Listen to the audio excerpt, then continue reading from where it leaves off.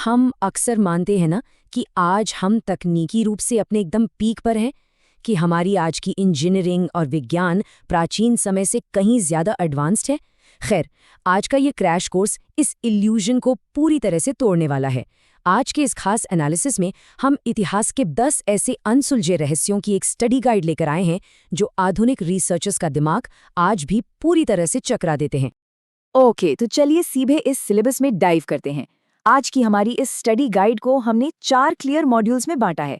Lost ancient technologies, precision without modern tools, monuments missing from history और आखिर में what the past hides.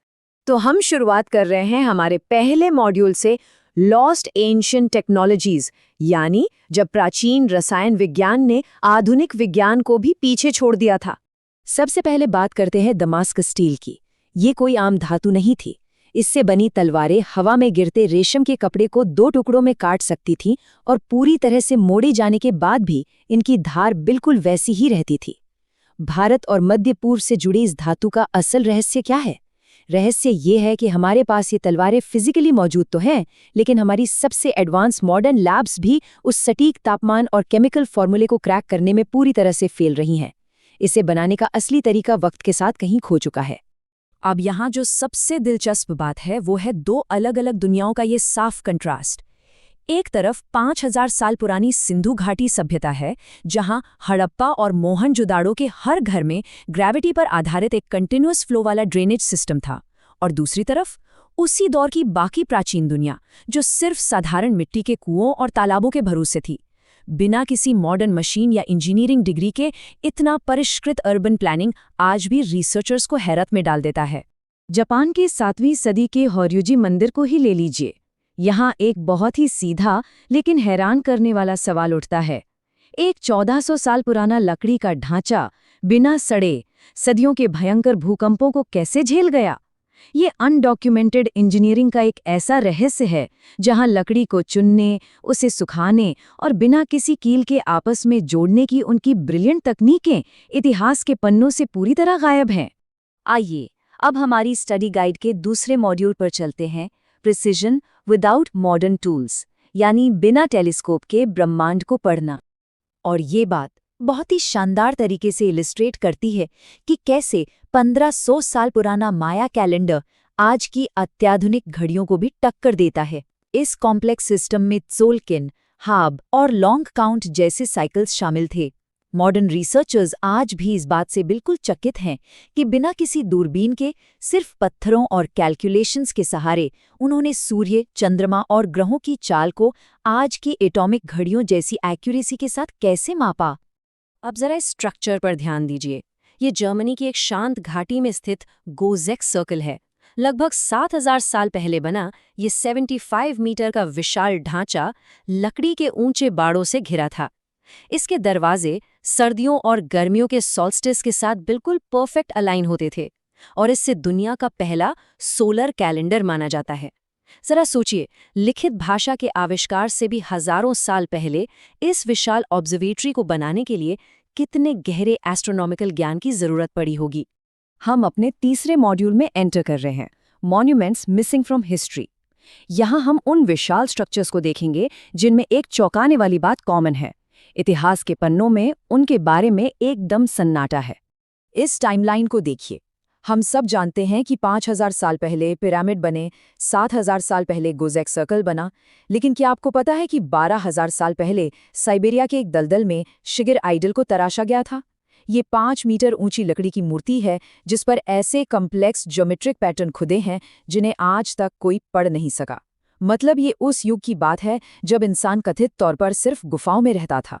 ये एक अकेली मूर्ति हमारी पूरी ऐतिहासिक समझ को कटघरे में खड़ा कर देती है। और प्राचीन मिस्र का वो 130 मीटर ऊंचा अलेक्जेंड्रिया का लाइट हाउस, दिन में ये विशाल शीशों से सूरज की रोशनी को रिफ्लेक्ट करता था और रात में आग की रोशनी मीलों दूर तक फैलाता था।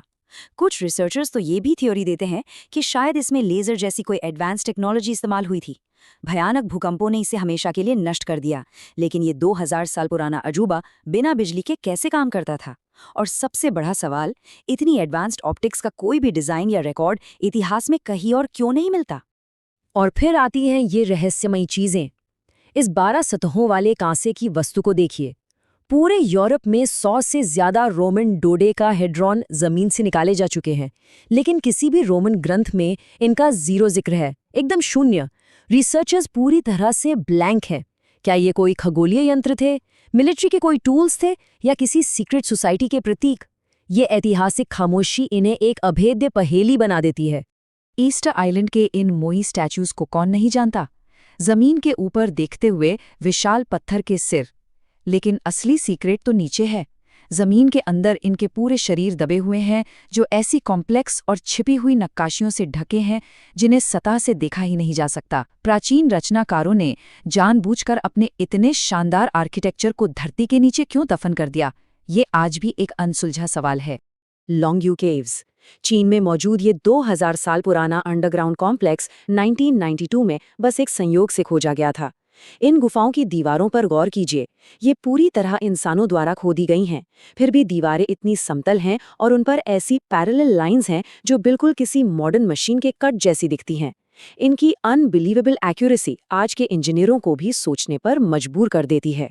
तो सबसे क्रूशल पॉइंट ये है, इस नंबर को देखिए, 10 लाख से ज्यादा। इन विशाल गुफाओं को खोदने में कम से कम लाखों दिनों की कड़ी मेहनत लगी होगी। इतने मैसिव स्केल पर काम होने के बावजूद किसी भी चीनी ऐतिहासिक ग्रंथ में इनका कोई उल्लेख नहीं है। इतना विशाल प्रोजेक्ट हो और दुनिया को उसकी भनक तक ना हो, ये अपने आप में एक कंप्लीट मैथमेटिकल और आर्कियोलॉजिकल इम्पॉसिबिलिटी है। और ये सब हमें हमारी स्टडी गाइड के फाइनल मॉड्यूल पर लाता है, व्हाट द पास्ट हाइड्स, यानी ज्ञान की नाजुकता। इन सभी रहस्यों का कोर थीम यही है कि हमारा अतीत उन किताबों की तुलना में कहीं अधिक कॉम्प्लेक्स और टेक्नोलॉजिकली एडवांस था जो हम आज पढ़ते हैं।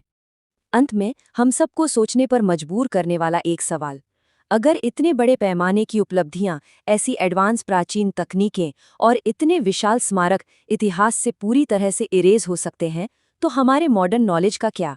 हमारे आज के वक्त का कौन सा ज्ञान भविष्य की पीढ़ियों के लिए हमेशा के लिए खो सकता है? इतिहास सिर्फ बीता हुआ कल नहीं है दोस्तों, ये इस बात का सबूत है कि कुछ भी परमानेंट नहीं है। सीखते रहिए और इन रहस्यों पर ऐसे ही सवाल उठाते रहिए।